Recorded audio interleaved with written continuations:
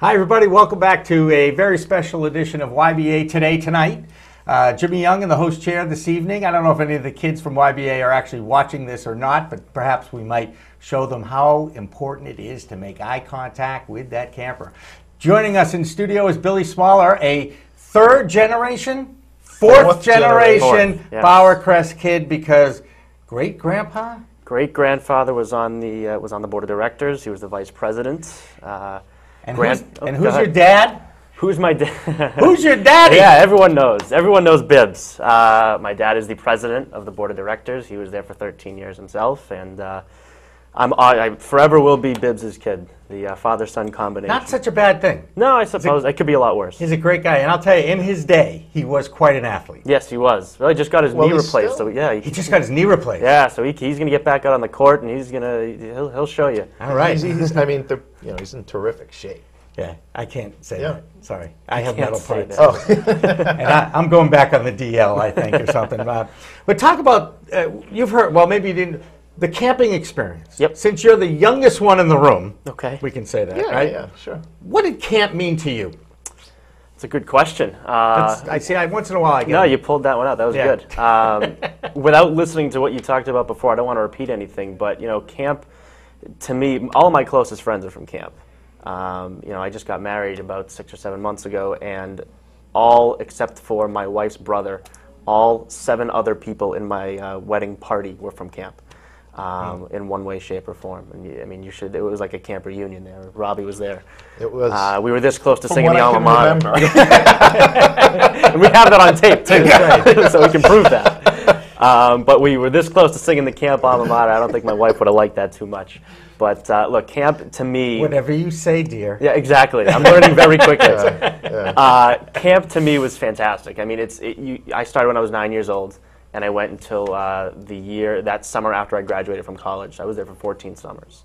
And it was an unbelievable experience for me where, and I know I did hear you talking about this, where it really prepared me for college. Right. You get away from your parents. It's not that we're trying to get away from you, Mom and Dad, but we do need They love to see you goodbye, too. Yeah. Say goodbye to you, too. Don't kid yourself. Yes. And, it's not just the sports, it's not just the the singing of the songs on Friday night, but all the star principles that Robbie talks about really come to surface when you're at camp. The star principles are very important to me too, because I live with Donna Starr, so that's a very important star principle. And whatever you say, dear, works very well. You had also mentioned, I guess you were talking to Carl Ravitch. Yeah, yesterday. Yeah. Saw him yesterday. We got to go down to ESPN. In fact, you know what? Hey, watch this. Hey, Derek, do we have that photo? We have a photo. There he is. There's Carl in action, being interviewed by Alex Reamer, and Derek is engaged, as you can see on the far right. You can Photoshop that. So that is one of our. That was one of our features in the upcoming K Sports New England show we're producing. And when we were, the star principles for us have really been around for a long time. I think we've sort of been talking more and more about it, and very coincidentally, talking to Carl, I had no idea that he and actually George Bush Sr. had been speaking quite a bit about their star principles and sportsmanship, teamwork, accountability, and results. So there's lots of different interpretation. Yeah, in fact, I read to a third grader at the Wilson School in Framingham once a week, and they too have the star principles. And the R is respect. I know that because in school that's so important. It's a great lesson to learn. The one thing I didn't get to ask Dan is, do you think they make their beds at the specialization camp there? Do you think they have inspection at the sports academy? That's a good question. I didn't ask him, and that's all right.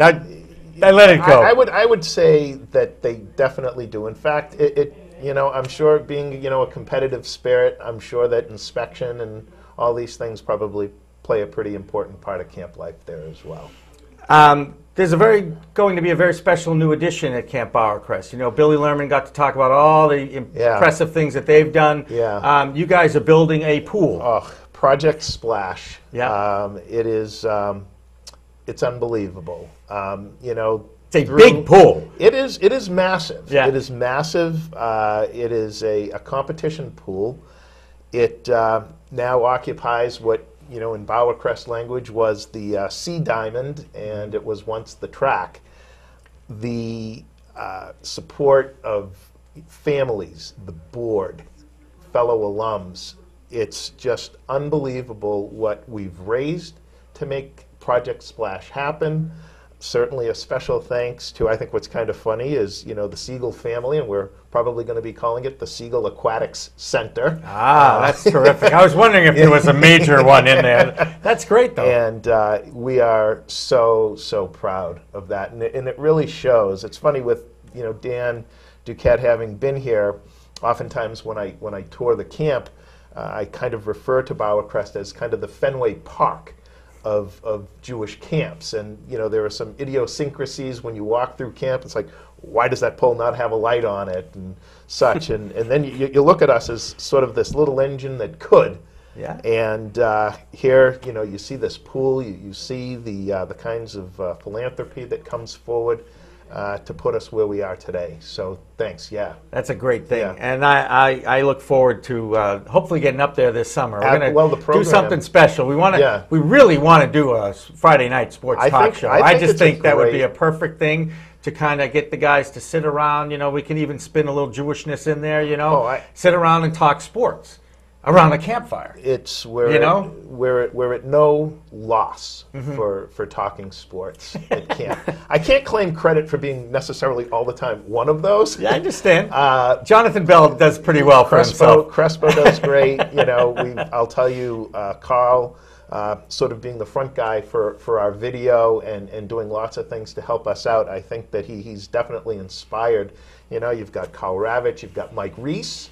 I know Mike Reese. Absolutely. Did Roy go there? Did his dad go there too? I'm not sure. I did speak to Roy when we were because he's working with the Patriots, I think. Well, he was at Boston.com and then got laid off, so I didn't know what he was doing. I think it's great if he is. There was a time when I called myself the Roy Reese of NECN because I'd be filling in on odd times and on holidays, and because that's what he did when he was a sportscaster in Boston back in the day. Yeah. When I was a wee. Yeah, we've got a few Emmy Award winners. Well, think about this. You got Carl Ravitch. Yep. Billy's got Chris Berman doing the voice on his. We definitely already have an ESPN connection going here. And hopefully Matt Luchin worked at ESPN for 5 minutes. I mean, that's right. He was 5 minutes. That's right. Yeah. That's right. He was an intern. I'll tell you, even getting in the door there is an accomplishment. Yeah, right. The security, it's like getting into Fort Knox. Yeah.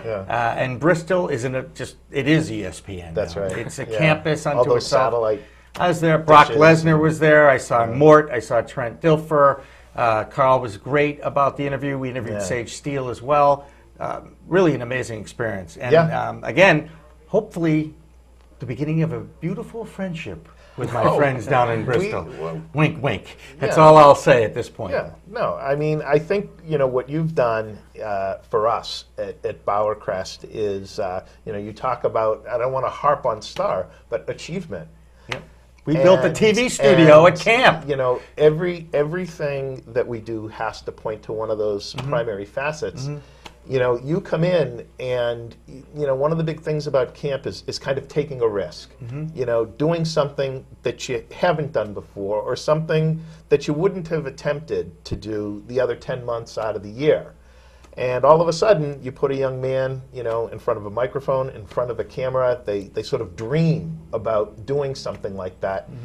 They have the opportunity to sit with you. You've had Jimmy Myers up there. Yes. You've had, And in fact, speaking of Jimmy Myers, that's a 5-minute cue. Can we roll the video? We actually have a little video from CBTV with Jimmy Myers, and that's becoming a tradition, if I may say so, every summer at Bowercrest. So let's take a look at the video. Welcome to Back Talk on CBTV. I'm Jake Aronson, here with our co-hosts, Sam, Jimmy, and Jake.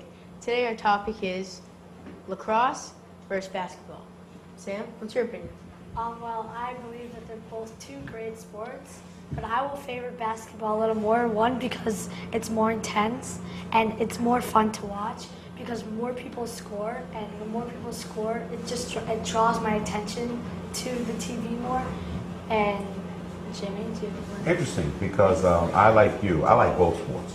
I think both sports are fantastic in what they attempt to do. The whole aspect of lacrosse, it's a stick sport, a racket sport, a sport where you actually have to control the ball with stick in hand and so forth within the cup and so forth. And you're moving the ball, somewhat like basketball to a degree, but basketball, it's a much bigger object to control. It's a much bigger sphere to have to control it. You're controlling it from the floor to your hand to your eye contact areas where you're throwing it distances and so forth. Whereas lacrosse, you may see a 60-foot pass, but it's not that often. And the scoring aspect, like you said, I like the whole idea of scoring, defense, which lacrosse has, scoring, defense, but then you get to the rebound aspect, which is phenomenal to me. What I like about lacrosse is that it is a... Just for the record, the kids do actually talk at some point. Jimmy Myers does tend to pontificate. Yeah. And kind of hold court when he holds attention. He does. And I think the kids really enjoy when he comes up. Sure. I mean, it was, somebody like Jimmy Myers, and, actually my dad, you mentioned, we were pretty avid watchers of WBZ sports, and Jimmy, I think certainly among the very first persons of color. The first in Boston. Yeah, in Boston. For sports, yeah. And that was probably 1971. If I'm not mistaken. You're mistaken, but that's all right. I'll give you. You know what? I'm going to let you get it. It was 1975. Oh, 75. Okay. I was his intern in 77. Okay. So I know this because I heard him tell the story recently. Yeah. Okay. And of course went on to ESPN and WOR in New York, and then came back for Channel 25 as well, and was on 96.9 up until recently. But more importantly, now out here on Saturdays. So get your kids to be taught by Jimmy Myers. Give us a call, whatever. Shameless plug, guys. What do you want from me? That's it. I know there might be some people out there who just might have kids who enjoy talking sports. Just a few. And when I identified camps to align myself with, obviously, I bleed Camp Caribou red. You know that. Bill's great. He's a legend. He's done a great job up there. It's an amazing camp. It's also 3.5 hours away from Boston. Okay, just for the record. You guys, only 40 minutes, 40 miles north. 40 miles north, about an hour drive. It's an easy drive. I mean, some people actually, have probably, they win that ice cream survey every year, Hodges. So anybody that knows Hodges Ice Cream on Route 110 in Amesbury, where a straight shot, down the road from the famous Hodges Ice Cream. And actually, it's funny because, Don Gillis, used to host Candlepin Bowling. That's right. And the Gary's dad. And the famous Baldinellis. Yeah. Okay. Yeah. And there were, the Baldinelli family was like legend in Candlepin Bowling, and now Baldinelli's is now Leo's. Okay. But the bowling alley is still there. Good Amesbury trivia there. That was good Amesbury trivia right there. Yeah.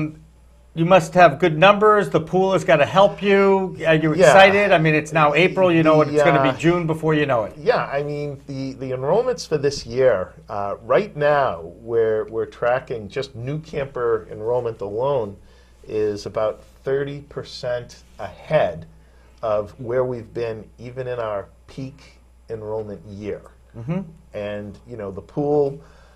I'm not going to say it's the field of dreams. I think that there's lots of reason for kids to come, but it's the pool of dreams. Yeah, the pool of dreams. You can use that. Yeah, okay. I think that's what we'll call it. Put a little cornfield out there. That's right. That's right. Walk through. But I think that there's that, and I really think that families and kids, just who go to Bowercrest, and true of any camp that they're loyal to, they just get it, and I think that the staff does a fantastic job of raising kids.